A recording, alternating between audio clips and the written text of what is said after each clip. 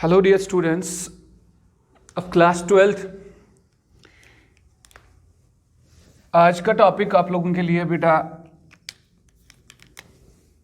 Amniocentesis.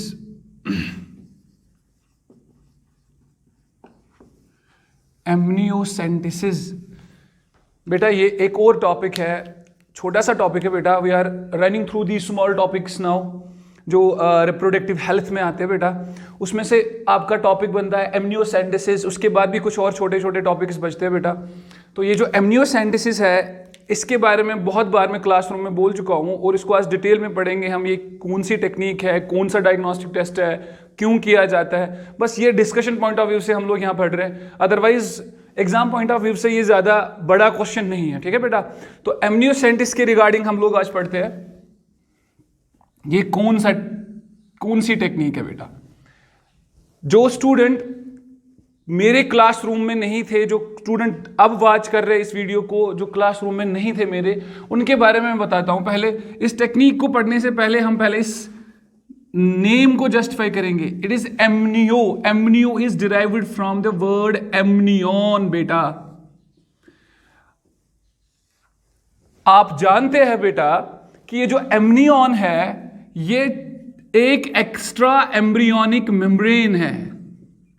Extra embryonic membrane है बेटा। चार मेम्ब्रेन्स में से जो चार हमारी एक्स्ट्रा एम्ब्रियोनिक मेम्ब्रेन्स होती है, it is one of them. Amnion is one of them बेटा।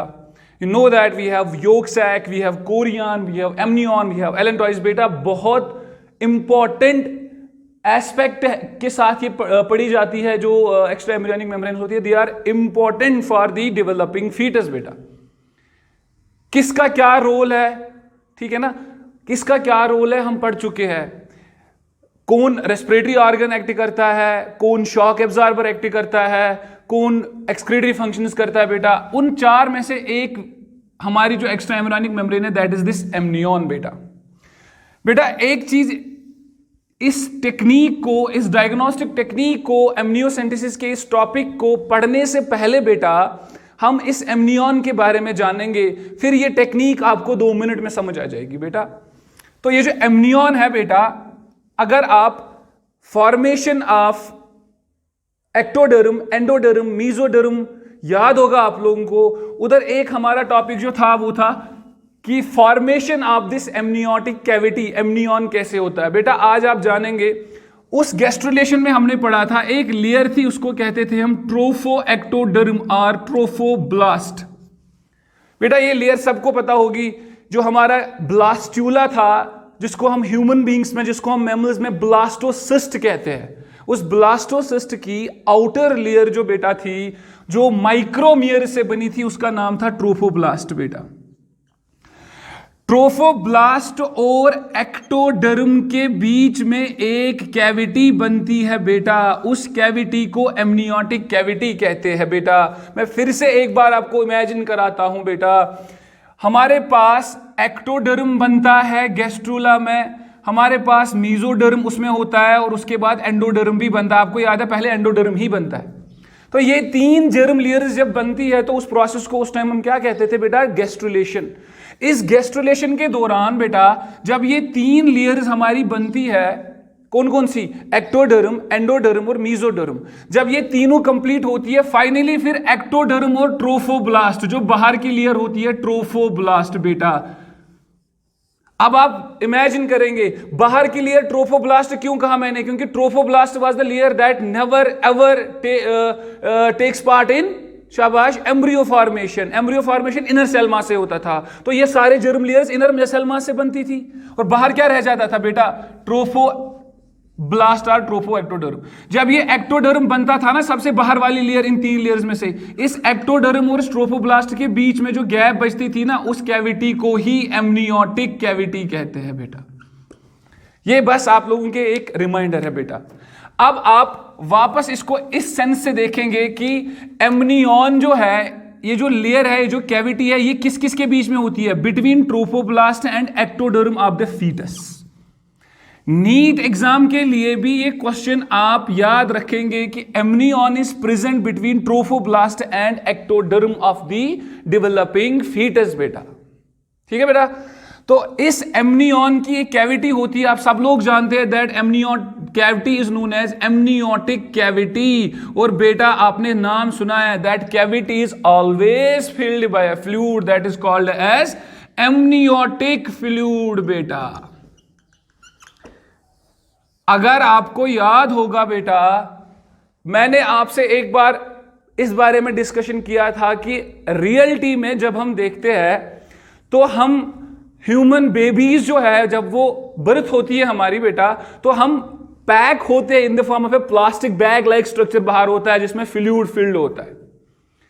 वो जो प्लास्टिक बैग है ना, ट्रांसल्यूसेंट और ट्रांसपेरेंट प्लास्टिक लाइक बैग बेटा, वो होता है बेटा क्या, एमनियोटिक सैक, एमनियोटिक लेयर। और उसके अंदर जो फ्लूइड होता है that is directly in contact with the baby, जिसमें बेबी शाबाश स्विम करता रहता है, that fluid is known as amniotic fluid. तो बेटा अब आपको यकीन हुआ होगा, अब आपको इमेजिन हुआ होगा कि 4 एक्स्ट्रा एम्ब्रियोनिक मेम्ब्रेन्स में से चारों में से सिर्फ एमनियोटिक लेयर, एमनियन वो है, एमनियोटिक फ्लूइड वो लेयर है बेटा जो डायरेक्टली सबसे क्लोज प्रॉक्सिमिटी में होती है किसके साथ बेटा, फीटस के साथ। ठीक है बेटा, एमनियोटिक फ्लूइड में ही बेबी वॉश होता है ऑलमोस्ट। और अगर कोई 4 लेयर्स एक्स्ट्रा एम्ब्रियोनिक मेम्ब्रेन्स में से कोई लेयर सबसे ज्यादा क्लोज है ना बेबी के, जिसको सबसे क्लोज इंटीमेसी में है बेटा, वो कौन सी है बेटा, एमनियन। तो इस एमनियन में कौन सा फ्लूइड होता है, एमनियोटिक फ्लूइड बेटा। ये तो हुई इस टेक्निक से पहले इंट्रोडक्टरी बातें पहले बेटा। अब आपको इमेजिन हुआ होगा कि एमनियोटिक फ्लूइड क्या चीज है। ये बेबी को वॉश करता है बेटा, और यही वो फ्लूइड है जो डायरेक्टली इन कॉन्टैक्ट बेबी के आता है जब वो डेवलप कर रहा होगा, जब उसकी बेटा डेवलपमेंट जेस्टेशन पीरियड में उसकी डेवलपमेंट होती रहती है। और इस फ्लूइड का अच्छी एडुकेट क्वांटिटी में होना वेरी इंपॉर्टेंट बात है एक डेवलपिंग फीटस के लिए, कि एक एडुकेट क्वांटिटी में होना चाहिए। गॉड फॉरबिड अगर ये कभी कम हुआ तो बेबी की एबनॉर्मलिटीज बढ़ने का चांस होता है बेटा, क्योंकि यही फ्लूइड जो है ये डायरेक्टली कम्युनिकेट करता है बेबी के साथ बेटा। तो ये जो एमनियोटिक फ्लूइड है, इस एमनियोटिक फ्लूइड को मदर की वोम से निकाल के बाहर एनालिसिस की जाती है, उसकी एग्जामिनेशन की जाती है कि बेबी में कोई डिजीज तो नहीं है, बेबी में कोई जेनेटिक डिसऑर्डर तो नहीं है, बेबी में जो डेवलपिंग बेबी में उसमें कोई सिंड्रोम तो नहीं है, एनोप्लाइड कंडीशन तो नहीं है, ट्राइसोमी नहीं है, मोनोसोमी नहीं है, नाइलोसोमी मत है कोई, या कोई मेटाबॉलिक डिसऑर्डर तो नहीं है, अल्केप्टिनेरिया, फिनाइलक्यूटिनेरिया जो आपने पढ़ा है बेटा, albinism and all that, cystic fibrosis and all that बेटा। उन सारी चीजों के लिए इस एमनियोटिक फ्लूइड को बाहर लैब में स्टडी किया जाता है, और उसी टेक्निक को हम क्या कहते हैं, amniocentesis, examination of amniotic fluid for various disorders, for various metabolic disorders and sometimes for the sex, gender के लिए, sex determination के लिए, जो कि आप prohibited है, आप जानते हैं सारा, I have discussed this in class way before, मुझे याद है ये। तो अब इन चीजों को बेबी के सारे पैरामीटर्स डिस्कस करने के लिए, उनको स्टडी करने के लिए कि बेबी जेनेटिकली फिट है, कोई फैमिली से कोई सिंड्रोम चल रहा है, क्या बेबी में डाउन सिंड्रोम तो नहीं आया फैमिली का, क्या बेबी में क्लाइनफेल्टर सिंड्रोम तो नहीं है, क्या बेबी में कोई जेनेटिक डिसऑर्डर जीन म्यूटेशन तो नहीं है। ठीक है बेटा, तो क्या बेबी का सेक्स क्या है, कभी कभार इसके लिए भी यूज की जाती है, लेकिन यूज किसका होता है बेटा, शाबाश, यूज होता है एमनियोटिक फ्लूइड का। इसलिए टेक्निक का नाम क्या रखा गया है, एमनियोसेंटेसिस बेटा। अब आते हैं हम अपनी टेक्निक। ठीक है बेटा, तो ये एमनियन ट्रोफोब्लास्ट और एक्टोडर्म के बीच में होता है, that is always filled by fluid that is called as amniotic fluid. और आपको याद होगा एमनियोटिक फ्लूइड की फंक्शन क्या होती है बेटा, it is a shock absorber, it is a shock absorber. Basically ये शॉक एब्जॉर्बर है। अगर बाहर से प्रेग्नेंट लेडी या टू बी मदर के पेट पे कोई प्रेशर पड़ता है ना, तो ये शॉक एब्जॉर्बर का मतलब होता है ये एमनियोटिक फ्लूइड उस प्रेशर को एब्जॉर्ब कर लेता है, ये डायरेक्टली उस प्रेशर को किस पे पड़ने नहीं देता है, फीटस पे पड़ने नहीं देता है। प्लस अगर मैं एक चीज आप लोगों को बताऊं, अगर बेबी इस फ्लूइड में घूम रहा है, इसी फ्लूइड में वो बड़ा हो रहा है, तो बेबी जब बड़ा हो जाएगा उससे सेल्स निकलेंगे भी, वो अपने सेल्स के भी शेड भी करेगा किसी ऑर्गन के, वो सेल्स भी किस में घूम रहे होंगे जो शेड हुए होंगे, इसी फ्लूइड में। बेबी के हार्मोन्स, बेबी के प्रोटीन्स, बेबी के एंजाइम्स, मदर के एंजाइम्स, मदर के हार्मोन्स, इसमें भरे होते हैं, मिक्सचर होता है ये फ्लूइड। तो हम स्टडी करते हैं इस फ्लूइड को, लैब कंडीशंस में उसको एग्जामिन करते हैं, इसकी एनालिसिस होती है बेटा। एनालिसिस किस रिलेटेड होती है? About the conditions and various parameters of the developing foetus बेटा, ठीक है। तो डेवलपिंग फीटस के रिलेटेड जितने भी एग्जामिनेशंस करने होते हैं हम इसी फ्लूइड को पढ़ के करते हैं, and the technique is known as amniocentesis बेटा। अब आ जाते हैं हम मेन क्वेश्चन पे।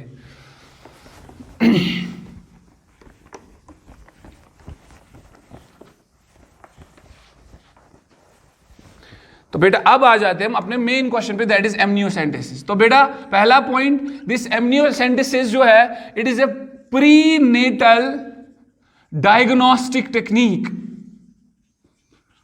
प्रीनेटल डायग्नोस्टिक टेक्निक बेटा, प्रीनेटल का मतलब होता है before birth, prenatal diagnostic technique बेटा, इन विच क्या होता है इसमें, पहले नटशेल में जानते हैं, इन विच शाबाश एमनियोटिक फ्लूइड ऑफ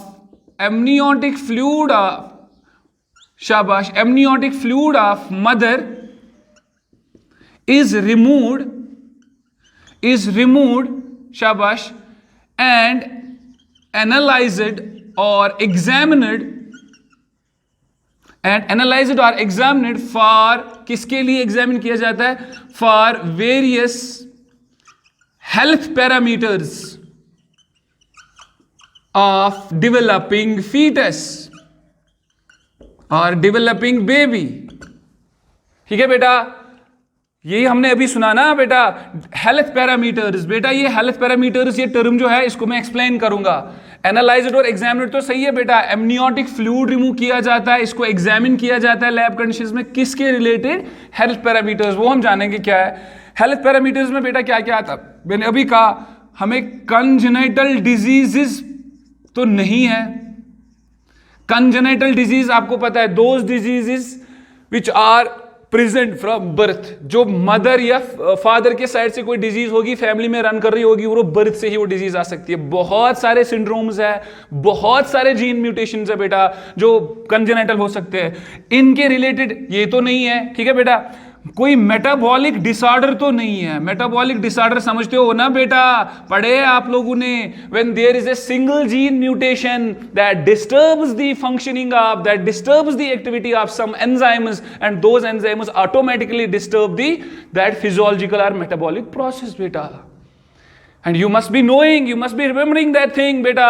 टायरोसिन याद है ना, टायरोसिनेस एंजाइम, एल्बिनिज्म बेटा, फिनाइलएलेनिन ऑक्सीडेज, हाइड्रोक्सिलेज एंजाइम्स बेटा, वो सारे एंजाइम्स, या मस्कुलर डिस्ट्रॉफी, डिस्ट्रोफिन याद है ना। तो वो सारी चीजें अगर एंजाइम कोई मिस है, एक जीन में म्यूटेशन है, तो वो म्यूटेशन मेटाबॉलिक डिसऑर्डर भी काज कर सकता है, जो कि एक बेबी में ही हो सकता है विदाउट शाबाश having any family history, without having any family history. Gene mutation sudden है, कभी भी हो सकती है। तीसरा हेल्थ पैरामीटर्स, हम शाबाश सेक्स भी डिटरमाइन इससे कर सकते हैं बेटा। कंजेनिटल डिजीजेस, इसमें डिजीजेस बहुत सारी आ सकती है कंजेनिटल में बेटा, इसमें जीन म्यूटेशंस भी कंजेनिटल हो सकती है बेटा, और इसमें एनिप्लॉइड और पॉलीप्लॉइड कंडीशंस भी हो सकती है बेटा। इसमें आपको पता है बहुत सारे सिंड्रोम्स होते हैं, डाउन सिंड्रोम, क्लाइनफेल्टर सिंड्रोम बेटा, बड़ी सारी है, टर्नर सिंड्रोम, बड़े सारे सिंड्रोम्स है। वो सारे सिंड्रोम्स अगर है तो पहले ही बेबी को एग्जामिन करके देखा जा सकता है, उसके बाद प्रॉपर काउंसलिंग होती है बेटा। There is a proper counselling with the parents. वो डॉक्टर जो होता है, काउंसलर जो होता है, जेनेटिक काउंसलर, वो पेरेंट्स के साथ काउंसलिंग करके बोलता है कि ऐसे ऐसे आपकी बेबी में हो सकता है, it is your choice now, क्या आप बेबी को रखोगे कि सर्जिकली अबॉर्ट करोगे बेबी को। तो ये मॉडर्न वर्ल्ड है बेटा, जो डेवलप्ड कंट्रीज हैं उनमें ये चीजें होती है बेटा, ये टेक्निक्स कर सकती है। लेकिन अब इन टेक्निक्स को, जो हमने कहा था ना बेटा अभी कि congenital disorders, genetic disorders, metabolic disorders, इन सारे डिसऑर्डर्स को देखने के लिए ये एमनियोसेंटेसिस आई थी। लास्ट में इसका क्या रोल था? It was helpful in determining the sex of the baby. But हमने क्या किया? हमने इसी को प्रायोरिटाइज किया, सेक्स डिटरमिनेशन, हमने सिर्फ इसके लिए यूज किया इसको। तो फिर गवर्नमेंट ने भी एक्ट बनाया, वैसे ही 1994 में बड़े सारे एक्ट पास हो गए, उसके रिगार्डिंग में बड़ी सारी चीज़ें आ गई कि इम्प्रिजमेंट होगा, बाकी चीज़ें होगी, तो ये प्रोहिबिट किया गया, इसको बैन किया गया। इस टेक्निक को अब ज़्यादा किया नहीं जाता है। इसीलिए आज डेवलपिंग कंट्रीज में बेटा जब तक बच्चा जन्मता है तब तक बच्चे की किसी जेनेटिक कंपोजिशन की जेनेटिक जो सिचुएशन होती है ना बेटा, उसके बारे में पता भी नहीं होता है कि इसका कौन सा सिंड्रोम है, इसकी कौन सी जेनेटिक मेकअप हुई है, इसका कौन सा जीन मिसिंग है, क्या मेटाबॉलिक डिसऑर्डर है कि नहीं है, नथिंग, कुछ नहीं पता होता है। कभी कभार बेबी जन्मते हैं वो बचपन से ही डायबिटिक होते हैं, फैमिली डायबिटीज, तो क्योंकि यहां प्रॉपर काउंसलिंग नहीं है, बिकॉज हमने मिसयूज किया इन टेक्निक्स को। करना चाहिए था यूज हमें, मगर ये डेवलप्ड कंट्रीज करते हैं जहां पे लैब्स वगैरह ज्यादा होते हैं, जहां पे ये टेस्ट वगैरह आराम से की जाती है। ठीक है बेटा, तो अब क्या होता है, ये टेक्निक है prenatal before birth diagnostic technique, diagnosis ही करना है ना इससे, diagnostic technique in which amniotic fluid, थोड़ा सा amniotic fluid is removed from the amniotic sac of the mother. Pregnant mother, जो प्रेग्नेंट लेडी होती है, उसके एमनियोटिक सैक से हम सिरिंज से क्या निकालते हैं, needle, with the help of a needle क्या निकालते हैं बाहर, एमनियोटिक फ्लूइड, और उस एमनियोटिक फ्लूइड को फिर एग्जामिन करते हैं लैब कंडीशंस में। मैं बताता हूं क्या एग्जामिनेशन होता है, for various health parameters of developing foetus, and those health parameters are, शाबाश, we can detect various genetic disorders, we can detect various aneuploid conditions, अगर क्रोमोसोम नंबर इंक्रीज हुआ, क्रोमोसोम नंबर डिक्रीज होगा, we can detect metabolic disorders if any present in that fetus बेटा, ठीक है। and mostly last but not the least बेटा, we can determine the sex of the baby, whether the baby is male or baby is female बेटा, मगर ये तो last वाला किस्सा है। ठीक है बेटा, तो ये हेल्थ पैरामीटर्स आ सकते हैं इस टेक्निक से। ये टेक्निक कैसे की जाती है वो हम पहले पढ़ेंगे बेटा। क्या करते हैं इसमें, बिल्कुल सिंपल प्रोसीजर है इसका, आपको लंबा चौड़ा प्रोसीजर में जाना नहीं है, सिंपल प्रोसीजर है बेटा। इसका सिंपल प्रोसीजर है जो कि मैंने अपने क्लासरूम्स में बड़ी बार बताया है, बहुत बार बताया है, लेकिन कुछ लोग जो नए स्टूडेंट हैं मेरे पास पढ़ते नहीं है या मेरे क्लासरूम में नहीं थे, जो देख रहे हैं उनके लिए मैं डिटेल में पढ़ाऊंगा बेटा। इसमें सबसे पहला पॉइंट क्या करते हैं बेटा, जो टू बी मदर होती है ना बेटा, टू बी मदर, और you can say that pregnant lady जो होती है बेटा, इस प्रेग्नेंट लेडी को, शाबाश बेटा, सबसे पहले सोनोग्राफी की जाती है। आपको पता है अल्ट्रासाउंड वेव्स जो होते हैं बेटा, तो वो वेव्स के जरिए हम सोनोग्राफी, जिसको आप यूएसजी करते हैं, उस सोनोग्राफी के जरिए बेबी की पोजीशन, बेबी की हार्ट रेट, बेबी के बाकी पैरामीटर्स बेटा, उसका जो अलाइनमेंट है बेबी का, वो सारी चीजें पहले नोट की जाती है उस प्रेग्नेंट लेडी में। पहले सोनोग्राफी से बेबी की पोजीशन देखती है बेटा। आप सोचेंगे कौन सा पोजीशन, बेटा बेबी जो होता है ना बड़े सारे पोजीशन में होता है। कभी कभार बेबी ट्रांसफर्स होता है, ब्रीच जिसको मैंने कहा था, ब्रीच प्रेगनेंसी। कभी कभार बेबी की ओरिएंटेशन होती है ना, वो सेफेलिक ओरिएंटेशन होती है, सिर नीचे की तरफ होता है। कभी कभार बेबी का सिर ऊपर की तरफ होता है, वो भी ब्रीच है। तो पहले बेबी की पूरी अच्छे तरीके से सारी स्टडी की जाती है सोनोग्राफी के थ्रू बेटा, ठीक है बेटा, ताकि सारी चीजें हमें पता चले कि after we actually when we remove the amniotic fluid, when we insert the needle in the, शाबाश, एब्डोमेन ऑफ द लेडी, उस नीडल के इंसर्ट करने के बाद, फ्लूइड को सक करने के बाद, उसके बाद कोई चेंज नहीं आनी चाहिए इन पैरामीटर्स में। मतलब कहने का यह है कि बेबी को कोई इंजरी नहीं होनी चाहिए, इसलिए प्रॉपर प्लेस पे प्रॉपर चीजें नोट की जाती है सोनोग्राफी के थ्रू बेबी की पहले। फिर जब सब कुछ ठीक होता है उसके बाद क्या किया जाता है, एमनियोटिक, ओब्वियसली बेबी की पोजीशन देखी जाती है, हेड किस साइड है, जो पोस्टीरियर साइड है वो किस साइड है बेटा, ठीक है ना। उसके बाद सारी चीजें नोट करने के बाद ये देखा था कि एमनियोटिक फ्लूइड किस साइड ज्यादा है, ठीक है ना, कहां पे क्या इंसर्ट कैसे करनी है। फिर उसके बाद एक फाइन नीडल जो होती है उसकी हेल्प से फाइन नीडल इंसर्ट की जाती है बेटा, किसमें, इनटू द एब्डोमेन ऑफ शाबाश that mother, into the abdomen of that mother. बेटा बहुत सारे टेक्निक्स है, ये कोई आम बंदा नहीं कर सकता, इसके लिए एक्सपर्ट होते हैं बेटा, और वो एक्सपर्ट जो होता है उसको पता होना चाहिए कि मैं उस एब्डोमेन में, सपोज मेरे पास ये यहां पे बेबी है, सपोज ये बेबी का सिर है बेटा, तो ये बेबी है मेरे पास यहां पे बेटा, ठीक है। अगर ये बेबी यहां पे है तो इसकी टांगे इस साइड है, इसके हाथ बेटा इस साइड है, ऐसे बेबी है। तो ये जो यहां पे होता है ना, एमनियोटिक फ्लूइड होता है बेबा, तो इसको पता होना चाहिए मुझे किस ओरिएंटेशन पे नीडल लगानी है और कितनी अंदर जानी है नीडल, ताकि वो किसी पार्ट के साथ टच ना करे बेबी के। एक्सपर्ट करते हैं बेटा, और आजकल की टेक्निक्स में, आजकल के दौर में जो एमनियोसेंटेसिस करते हैं ना, तो यहां पे एक कैमरा होता है उस नीडल पे जो एलसीडी के साथ कनेक्ट होता है, बाहर स्क्रीन और मॉनिटर के साथ कनेक्ट होता है, जैसे लेप्रोस्कोपिक सर्जरी की जाती है बेटा। तो वैसे ही एक नीडल होती है, उसके सामने कैमरा होता है, वो पता चल जाता है मैं कहां पहुंच गया, वो साथ साथ में मॉनिटर में पता चलता है। एक एक्सपर्ट ही करता है इनको बेटा। और इंसर्ट की जाती है ना एब्डोमेन में, इतनी बड़ी नीडल होती है कि पेन हो सकती है मदर को, क्योंकि ये छोटी इंजेक्शन वाली नीडल तो नहीं होती है ना बेटा, सिरिंज वाली बड़ी नीडल होती है, इसलिए लोकल एनेस्थीसिया दिया जाता है।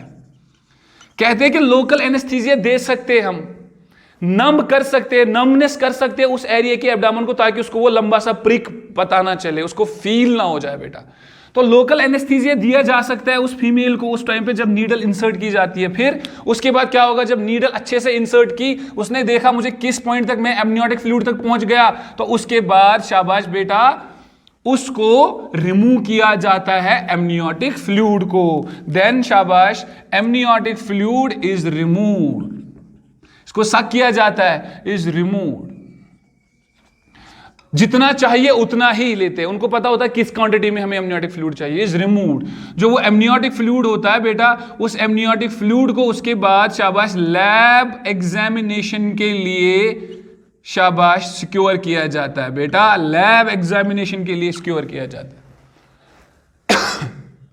सॉरी, लैब एग्जामिनेशन के लिए सिक्योर किया जाता है उसको बेटा। तो लैब एग्जामिनेशन में क्या होगा बेटा, इस फ्लूइड में एग्जामिन करके, एनालाइज करके, मैंने अभी बोला इस फ्लूइड में हार्मोन भी मिलेंगे, बहुत सारे फीटल प्रोटीन, फीटो प्रोटीन्स भी मिलेंगे बेटा, इसमें बहुत सारे हार्मोन्स भी मिलेंगे, उनकी क्वांटिटी भी होगी, क्योंकि आपको तो पता है ये किसके इंटीमेसी में होता है, फीटस के इंटीमेसी में होता है। प्लस एनालिसिस के बाद इसमें एंजाइम्स भी मिलेंगे, इसमें कुछ प्रोटीन फैक्टर्स भी मिलेंगे, इसमें कुछ हार्मोन्स भी मिलेंगे, लेकिन सबसे इंपॉर्टेंट जो इसमें मिलता है ना बेटा, वो मिलती है फीटस ने जो शड की होती है अपनी सेल्स, फीटल सेल्स, वो फीटल सेल्स मिलती है बेटा, फीटस के सेल्स मिलती है बेटा। और जो foetus during development, during growth क्या करता है बेटा, शेड करता रहता है, उसके सेल्स जब मिलेंगे, इन सेल्स को बेटा कल्चर किया जाता है लैब में, क्योंकि टन्स में तो सेल्स मिलेंगे ही नहीं, आपका जो सैंपल वहां से मिलेगा वो बड़ा ही माइन्यूट होगा, बड़ा ही माइक्रोस्कोपिक होगा बेटा। तो इन सेल्स को अगर अच्छे से स्टडी करना है, क्योंकि आप जानते हैं बेटा एज ए डायग्नोस्टिक एक्सपर्ट आपको पता है कि इन्हीं सेल्स में ही सब कुछ छुपा होगा। फीटस के सेल्स है तो इनमें न्यूक्लियस होगा, इनमें क्रोमोसोम्स होंगे, उन क्रोमोसोम्स को स्टडी करेंगे तो हमें पता चलेगा कहीं ज्यादा तो नहीं है, कहीं कम तो नहीं है, एनप्लॉयड कंडीशन तो नहीं है बेटा, ठीक है बेटा। तो इन सेल्स को पहले क्या किया जाता है, कल्चर, तो इनका नंबर अच्छे से बढ़ेगा, फिर इनकी स्टडी की जाएगी। बट बेटा कौन सी स्टडी की जाएगी, इनके क्रोमोसोम्स को पढ़ा जाएगा बेटा। जिस स्टडी से हम क्रोमोसोम्स पढ़ते हैं ना बेटा, उसको क्या कहते हैं, कैरियोटाइप स्टडीज, कैरियोटाइपिंग की जाएगी, study of chromosomes, size, shape, number, pattern, number of genes, composition of genes, जिसको कैरियोटाइप स्टडी कहते हैं। तो इन सेल्स, फीटल सेल्स को रिमूव करके उसके बाद कल्चर करके इनकी कौन सी स्टडी की जाएगी, कैरियोटाइप स्टडीज की जाती है बेटा। इसकी मतलब कैरियोटाइप का मतलब होता है क्रोमोसोमल स्टडीज। तो इन क्रोमोसोमल स्टडीज से बेटा पता चलता है कितने क्रोमोसोम्स है, कितने क्रोमोसोम्स ज्यादा है, कोई ट्राइसोमी है, टेट्रासोमी है, मानोसोमी है, नालिसोमी है, कौन सा सिंड्रोम है बेटा। तो इन क्रोमोसोमल स्टडीज से हमें पता चलता है कि जेनेटिक कॉन्स्टिट्यूशन और जेनेटिक मेकअप क्या है बेबी का, नॉर्मल है कि डिस्टर्ब्ड है। उससे हमें पता चलेगा कि शाबाश कौन सा सिंड्रोम है, कौन सी म्यूटेशन है बेटा, इससे पता चलता है। तो इससे हमें समझ आएगा कि इस बेबी में, आने वाले बेबी में क्या सिंड्रोम हो सकता है। तो ये कल्चर करके हमें कैरियोटाइप स्टडीज से पता चलता है बेटा। इन क्रोमोसोम्स को बेटा करेक्टराइज किया जाता है, बहुत सारे डाइज होते हैं जिनकी वजह से इन क्रोमोसोम्स को, इनकी पैटर्न को, इन क्रोमोसोम्स पैटर्न को समझा जाता है, ठीक है बेटा। इनकी लेंथ को समझा जाता है, इनकी जीन कंपोजिशन को समझा जाता है। तो उसके बाद बेबी का एक प्रोफाइल बनाया जाता है, जेनेटिक प्रोफाइल बेटा, जिसमें कहते हैं कि इसमें ये हो सकता है, इसमें ये जीन मिस है, इसमें ये क्रोमोसोम एक्स्ट्रा, इसमें ये चीजें ये हो रही है, ठीक है बेटा। ये तो हुई कैरियोटाइप स्टडीज। और एक स्टडी की जा सकती है बेटा, उसके बाद इस एमनियोटिक फ्लूइड में भी जब सेल्स मिलते हैं ना हमारे फीटल सेल्स, तो उसके बाद जो फीटल सेल्स है बेटा, इन फीटल सेल्स में जो न्यूक्लियस होता है बेटा, तो न्यूक्लियस में जो क्रोमोसोम्स होते हैं बेटा, उन क्रोमोसोम्स में आप लोग जानते हैं, अब बैक टू द बेसिक्स बेटा, बैक टू द बेसिक्स। इन क्रोमोसोम्स में बेटा एक इंपॉर्टेंट चीज, आपको दो टाइप के होते हैं हमारे क्रोमोसोम्स, सेक्स क्रोमोसोम्स होते हैं और ऑटोसोम्स होते हैं बेटा। आपको पता है, मैंने एक बार बोला था आप लोगों को बार बॉडी के बारे में, अगर फीमेल होगी तो उसमें दो एक्स होते हैं, एक्स और एक्स। अगर आपको याद होगा, I am giving you the term, आपको याद आएगा जीनिक बैलेंस थ्योरी बेटा, अगर आपको याद होगा बेटा, एक फीमेल में दो एक्स होते हैं, एक मेल में एक एक्स होता है बेटा। मैंने कहा था ये इम्बैलेंस है। फीमेल जो जेंडर होता है उसमें दो एक्स क्रोमोसोम्स होते हैं और फीमेल मेल जेनेटिक कंपोजिशन में सिर्फ एक एक्स होता है बेटा। ये इम्बैलेंस है ना, इसको नेचर बैलेंस करता है। कैसे? इन दो एक्स में से एक एक्स इनएक्टिव हो जाता है, रखा जाता है इनएक्टिव टिल गेमेट फॉर्मेशन। उस इनएक्टिव होने को हिटीरियोक्रोमेटाइजेशन कहते हैं बेटा। पढ़ाया है मैंने बेटा, हिटीरियोक्रोमेटाइजेशन आप लोगों ने क्लासरूम में पढ़ा है। एक्स्ट्रा एक्स क्रोमोसोम, याद आएगा, an extra X chromosome, an extra X chromosome in females that is heterochromatized, is known as bar body बेटा। दूसरी बार आज आपको बोल रहा हूं ये। तो अगर एक एक्स क्रोमोसोम एक्स्ट्रा है, that extra X chromosome in female is known as Barr body. तो बेटा सेक्स डिटर्मिनेशन कैसे होती है एमनियोसेंटेसिस से, आज आपको भी पता चलेगा बेटा। ये बार बॉडी जो है, ये एक्स्ट्रा एक्स क्रोमोसोम होता है। इस फीटल सेल के क्रोमोसोम्स को बार बॉडी के लिए टेस्ट किया जाता है बेटा। इनको एनालाइज किया जाता है, किसके रिगार्डिंग? एनालिसिस होती है whether Barr body is present और नॉट। उसके लिए भी बहुत सारे शाबाश रिएजेंट्स है, बहुत सारे टेक्निक्स है जो इस बार बॉडी को डिटेक्ट कर सकते हैं। अगर उन्होंने क्रोमोसोम्स को बार बॉडी के रिलेटेड टेस्ट किया बेटा, अगर वहां प्रेजेंस ऑफ बार बॉडी का वो टेस्ट पॉजिटिव आया, पॉजिटिव, तो हम कह सकते हैं उन एमनियोसेंटेसिस में जो हमें फीटल सेल्स मिली, उन फीटल सेल्स के अंदर जो क्रोमोसोम कंटेंट था बेटा, उस क्रोमोसोम कंटेंट में हमें बार बॉडी मिली। बार बॉडी का मतलब क्या मिला? एक एक्स्ट्रा एक्स क्रोमोसोम मिला। तो बेटा आप भी कह सकते हैं ये सेक्स क्या हो सकता है बेटा? फीमेल हो सकता है, क्योंकि सिर्फ फीमेल्स में ही एक्स क्रोमोसोम एक्स्ट्रा होता है। अगर हमें टेस्ट बार बॉडी का नेगेटिव आया तो हम कह सकते हैं, रिपोर्ट में लिख सकते हैं कि बेसिकली बार बॉडी नहीं है, तो there is no extra chromosome, X chromosome, तो that resulting sex will be a boy बेटा, मेल हो सकता है।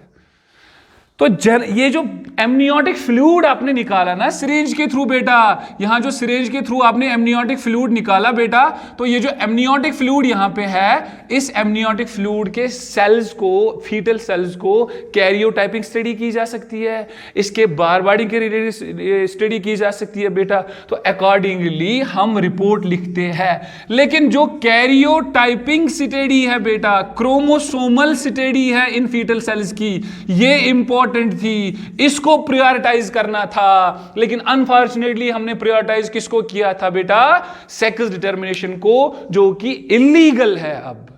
क्यों? क्योंकि उसके साथ बहुत सारे इथिकल इश्यूज जुड़े हैं। पहले ही फीटस का सेक्स पता चलेगा तो most of the nonsense parents, most of the illiterate parents, they शाबाश गो फॉर किसके? Abortion, MTP, medical termination of pregnancy करवाते हैं कि हमें फीमेल सेक्स नहीं चाहिए। अब इथिकल इश्यूज स्टार्ट हो गए तो बड़े सारे गवर्नमेंट्स ने इस टेक्निक को बैन कर दिया। If this technique is done for the purpose of determining the sex of A baby बेटा, उसको क्या कर दिया? बैन कर दिया, क्योंकि बहुत सारे इश्यूज थे इसके रिलेटेड। अब बेटा जो एमनियोसेंटेसिस है, फायदा ही फायदा है, बेनिफिट्स है इसमें बेटा, बेनिफिट्स है, नो डाउट बेनिफिट्स है इसमें। अगर आपको मैं बताता हूं ना, आपसे ही पूछूंगा बेटा सिग्निफिकेंस क्या एमनियोसेंटेसिस, यस टाइम पे आपको जेनेटिक काउंसलिंग हो सकती है, आपको आपका जेनेटिक मेकअप बेबी का पता चलेगा, वेदर द बेबी है सिंड्रोम और नॉट, और टाइम पे पता चलेगा कि बेबी रखना है कि अबॉर्ट करना है। वो भी तो उस अबॉर्शन का भी एमटी के भी अपने इश्यूज है, वो हम आगे डिस्कस करते हैं। तो बेटा लेकिन टाइम पे पता चल सकता है कि baby is having this syndrome और दैट सिंड्रोम, ठीक है बेटा, या कोई जेनेटिक डिसऑर्डर है, या फैमिली के थ्रू कोई सिंड्रोम चल रहा है, फैमिली के थ्रू कोई डिजीज चल रही है, कंजेनिटली लग रही है बेटा, तो वो उन पेरेंट्स को पहले पता चलेगा, they will be mentally ready for that, psychologically ready होगी। लेकिन अब क्या हुआ, बेनिफिट्स तो ये है, लेकिन डीमेरिट्स क्या हुए कि we have actually prioritize this technique for sex determination, जिसकी वजह से मैंने बोला फीमेल सेक्स को प्रेफर नहीं करते बहुत सारे पेरेंट्स, तो वो अबॉर्ट करते हैं बेटा। तो उसकी वजह से इथिकल इश्यूज, सोशल इश्यूज खड़े हो गए बेटा, सोसाइटी में बड़े सारे इश्यूज इसके खड़े हो जाएंगे, वो इसकी वजह से गवर्नमेंट ने इसको बैन कर दिया फॉर दिस पर्पस। तो मैंने कहा ना बेटा, जब ऐसी चीजें हुई ना, तो उसके बाद एक एक्ट आ गया, प्रीनेटल डायग्नोस्टिक टेक्निक्स रेगुलेशन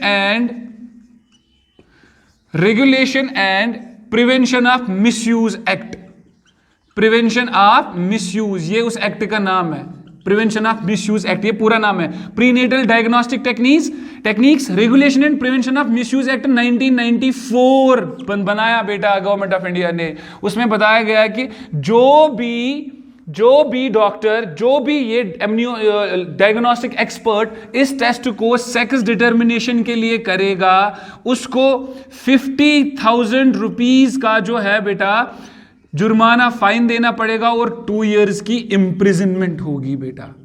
ये एक्ट बनाया गया बिकॉज इसके रिलेटेड इथिकल इश्यूज थे, सोशल इश्यूज खड़े हो गए थे, क्योंकि पहले ही फीमेल सेक्स को डिटरमाइन करके प्रेफर नहीं किया जा सकता था, किया नहीं जाता था, तो ऑटोमेटिकली वो जो कपल था वो कहाँ जाते थे बेटा, MTP, medical termination of pregnancy, और अबॉर्ट करते थे बेबी को। तो वो जेंडर इनइक्वलिटी होगी ना बेटा, वो तो एक क्राइम था, वो एक एब्यूज है बेटा। तो वो एब्यूज जो है, उस एब्यूज को रोकने के लिए ये एक्ट बनाया गया, ताकि ये जो है टेक्निक है, इसको सेक्स डिटर्मिनेशन के लिए रोका जाएगा। इसीलिए आप देखते हैं जितने भी क्लिनिक्स है, डायग्नोस्टिक क्लिनिक्स है बेटा, कश्मीर में देखा होगा बहुत बार, वहां पे लिखा होगा sex determination of the foetus is prohibited, ठीक है बेटा, वो इस टेक्निक की, इस एक्ट की वजह से बेटा। तो आपको समझ आया होगा एमनियोसेंटेसिस क्या टेक्निक है। It is a diagnostic technique that is done before the birth of a child, that is done before the birth of the child, शाबाश, in which amniotic fluid जो है that is removed from the amniotic sac of the mother, ठीक है बेटा, and is analyzed or examined for various health parameters of the developing fetus, and you know those health parameters, various diseases, chromosomal study की जाती है, genes की study की जाती है, बार बॉडीज की study की जा सकती है, तो बहुत सारे पैरामीटर्स पता चल सकते हैं बेटा। क्लियर हुआ ना बेटा? तो ये तो एक और चीज इसके बारे में ध्यान से जान लो बेटा। ये जो टेक्निक है, ये जो एमनियोसेंटेसिस की टेक्निक है, कंक्लूड कर रहा हूं इसी पॉइंट पे बेटा, ये जो एमनियोसेंटेसिस टेक्निक है, ये कब की जा सकती है? सर ये कब की जा सकती है? सर 9 मंथ्स की प्रेगनेंसी होती है, 280 डेज की प्रेगनेंसी होती है, तो बेटा कब की जा सकती है? कब सेफ है? जो एमनियोसेंटेसिस है बेटा, वो एमनियोसेंटेसिस की जा सकती है 14th वीक से लेके 16th वीक तक। 14th to 16th week of pregnancy जो होता है, इस दौरान ये टेक्निक कर सकते हैं हम, इस दौरान हम एमनियोटिक फ्लूइड निकाल सकते हैं, ठीक है बेटा। ये एमनियोसेंटेसिस की बात कर रहा हूं। 14th to 16th वीक अच्छा खासा टाइम है ये, ठीक है बेटा। मगर इसमें प्रॉब्लम क्या है बेटा, ये तो इसी टाइम एमनियोसेंटेसिस किसी को आज भी करनी होगी तो इन्हीं यहां तक 16th वीक तक की जा सकती है, उसके बाद नहीं, उससे पहले नहीं, ठीक है। लेकिन मसला क्या है? मसला है कि ये मॉडर्न वर्ल्ड की बात कर रहा हूं बेटा। मसला हुआ कि जब ये 16th वीक में कोई एमनियोसेंटेसिस करके ये पाता था, वहां पे ये रिजल्ट देखता था कि मेरे बेबी में या आने वाले बेबी में कोई जेनेटिक सिंड्रोम है, और वो भी लीथल सिंड्रोम है, खतरनाक सिंड्रोम है, फिर वो चाह के भी अबॉर्ट नहीं कर सकते थे, because 16th week is too much time. वहां तक बेबी अच्छा खासा डेवलप होगा, फिर सर्जिकली अबॉर्ट किया जा सकता था बेबी। उसके बाद अब जो टेक्निक आ गई ना, वो आप एडिशनली सुन लो, कोरियानिक विलाई सैंपलिंग उसको कहते हैं, इसके बदले आई है वो कोरियानिक विलाई सैंपलिंग, ये नई टेक्निक आई है एमनियोसेंटेसिस के बाद, जिसको अप टू नहीं बताऊंगा बेटा, 8th to 10th वीक ही कर सकते हैं। 8th to 10th वीक का प्रेगनेंसी ही कर सकते हैं हम बेटा, मतलब इससे पहले पहले कर सकते हैं। अगर इससे पहले पहले का मतलब समझाता हूं, इससे पहले पहले का मतलब बेबी अभी इनिशियल डेवलपमेंट में है और हमें पता चल रहा है कि बेबी को कोई सिंड्रोम है, फिर अकॉर्डिंगली कोई डिसीजन ले सकता है, वो पेरेंट्स ले सकते हैं डिसीजन। लेकिन ये टू मच टाइम है, 16 वीक्स, 10 वीक्स तक ये वाली कर सकती है कोरियानिक विलाई सैंपलिंग। बेटा इसमें क्या होता है, नाम से पता चल रहा होगा, कोरियानिक विलाई का नाम सुना होगा, हमने प्लेसेंटेशन की एक पूरी क्लासिफिकेशन इस पे पढ़ी थी। कोरियानिक विलाई, क्रिप्टिस जो कोरियन ड्रोफोब्ला एक्टोडर्म के ऊपर बनते हैं और उसके बाद उसी से वो इम्प्लांटेशन करते हैं उन विलाई से। इन विलाई को शाबाश, यहां पे एक कोरियानिक विलाई का एक सैंपल निकाला जाता है, उन कोरियानिक विलाई के पैटर्न को उन्हीं को स्टडी किया जाता है। यहां पे किसको स्टडी किया जाता है, फीटल सेल्स के क्रोमोसोम्स को यहां पे स्टडी किया जाता है, कोरियानिक विलाई को, जो भी किसके पार्ट होते हैं, डेवलपिंग फीटस के पार्ट होते हैं बेटा। तो इसलिए इस टेक्निक का नाम रखा गया chorionic villi sampling. It is the alternative, मान लो क्यों अल्टरनेटिव है, क्योंकि ये 16th वीक तक की जा सकती है, फ्रॉम 14th to 16th, और ये 8th to 10th वीक तक अर्ली की जा सकती है, थोड़ी सी अर्ली। तो ये इसकी अल्टरनेटिव है कोरियानिक विलाई सैंपलिंग। ये आपके सिलेबस में नहीं है, आपकी रेंज से बाहर है बेटा। तो एमनियोसेंटेसिस का क्वेश्चन ज्यादा से ज्यादा 2 मार्क्स का आएगा, लेकिन नीट में क्वेश्चन अच्छा खासा आएगा, और नीट में पूछ सकते हैं इसके बारे में क्वेश्चन, कब की जा सकती है, क्या स्टडी की जा सकती है, बार बॉडी, सेक्स वगैरह, जेनिटल डिजीज के रिलेटेड बेटा। तो ये एमनियोसेंटेसिस टेक्निक थी बेटा, ठीक है बेटा। तो आप समझ आया होगा, होप आप लोगों ने समझा होगा। कोई भी मिसकंसेप्शन होगा, कोई भी क्वेरी होगी, you can ask me personally as well as हम इसको डिस्कस डाउट क्लास में भी कर सकते हैं, ठीक है बेटा। Thank you.